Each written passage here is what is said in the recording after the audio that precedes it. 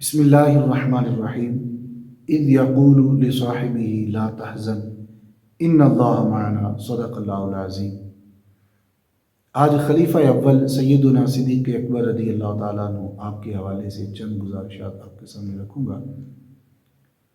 آپ کا نام عبداللہ بن عثمان بن عامر ہے، آپ کا لقب ابو بکر ہے، آپ کی کنیت صدیق ہے، آپ قبیلہ بنی تمیم کے بڑے معزز شخص تھے۔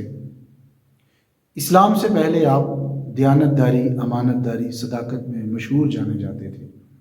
جب رسول پاک صلی اللہ تعالیٰ علیہ وآلہ وسلم نے اعلان نبوت کیا، جس شخص نے بلا تردد حضور علیہ السلام کو نبی مانا وہ صدیق اکبر تھے۔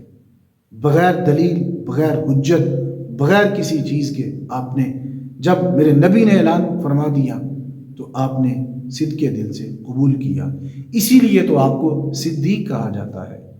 اور اس کے علاوہ سیدنا صدیق اکبر نے جب دین متین کا کام شروع کیا تو آپ کے ذریعے جن صحابہ کرام نے اسلام قبول کیا وہ بڑے جلیل القدر صحابہ کرام تھے۔ سیدنا عثمان غنی آپ کے اسلام پیش کرنے پر اسلام قبول کیا، حضرت زبیر آپ کے اسلام پیش کرنے پر اسلام قبول کیا، حضرت عبد الرحمن بن عوف، سیدنا سعد ابی وقاص رضی اللہ تعالیٰ عنہ، حضرت طلحہ جیسے جلیل القدر صحابہ کرام نے آپ کے ذریعے سے اسلام قبول کیا۔ جب حضور علیہ السلام نے غزوہ تبوک کا اعلان کیا تو سیدنا صدیق اکبر وہ شخصیت ہے کہ جنہوں نے گھر کا سارا مال لا کر حضور علیہ السلام کے قدموں پر نچھاور فرما دیا، یہ وہ شخص ہے۔ اور رسول پاک صلی اللہ تعالیٰ علیہ وآلہ وسلم نے آگے سے فرمایا کہ ابو بکر گھر میں بھی کچھ چھوڑا، تو آپ نے آگے سے عرض کی یا رسول اللہ علیہ وسلم، اللہ اور اس کا رسول گھر میں چھوڑ کر آیا ہوں۔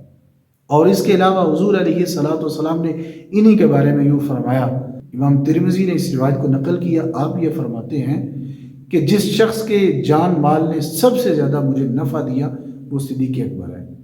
اور اس کے علاوہ حضور علیہ السلام کا جب ظاہری وصال ہوا اس وقت حالات بڑے کشیدہ، بڑے کٹھن حالات تھے۔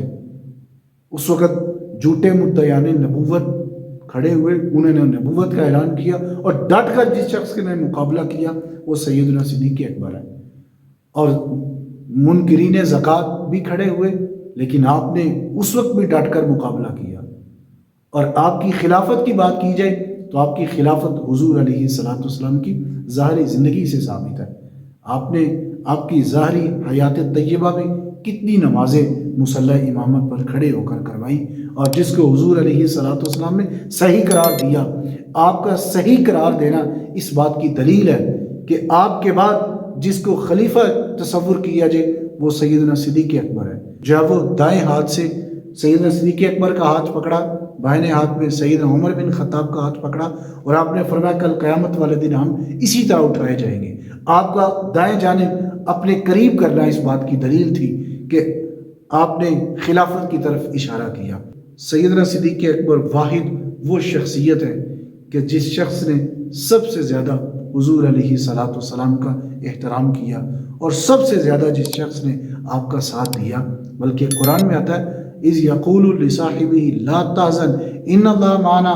جب مکہ سے مدینہ کی طرف ہجرت کا وقت ہوا، اللہ کی طرف سے جس شخص کو منتخب کیا وہ سیدنا صدیق اکبر تھے۔ علی المرتضیٰ شیر خدا سے بھی فرمایا کہ میرے بستر پر سو جاؤ، لیکن جس رازدار شخصیت کو اپنے ساتھ لیا وہ صدیق اکبر تھے۔ آپ کی فیملی حضرت اسماء بنت ابی بکر، ان کو پتہ تھا کہ حضور علیہ السلام کدھر جا رہے ہیں اور کس جگہ پر ٹھہریں گے، پتہ تھا۔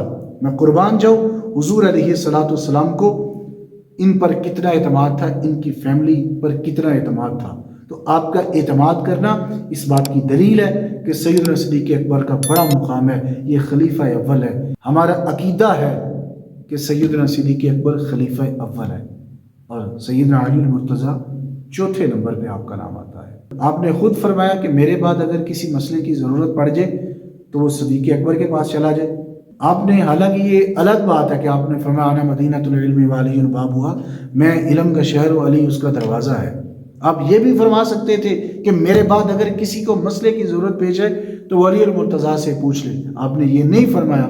آپ کا یہ فرمانا میرے بعد اگر کسی کو کسی مسئلے کی ضرورت پیش آئے تو وہ صدیق اکبر کے پاس جائے۔ تو ان باتوں سے یہ بات ثابت ہوتی ہے کہ سیدنا صدیق اکبر خلیفہ اول ہے۔ آپ کو خلیفہ اول ہی تصور کیا جائے۔ اللہ رب العزت سے دعا ہے جو سنا سنایا اس پہ عمل کی توفیق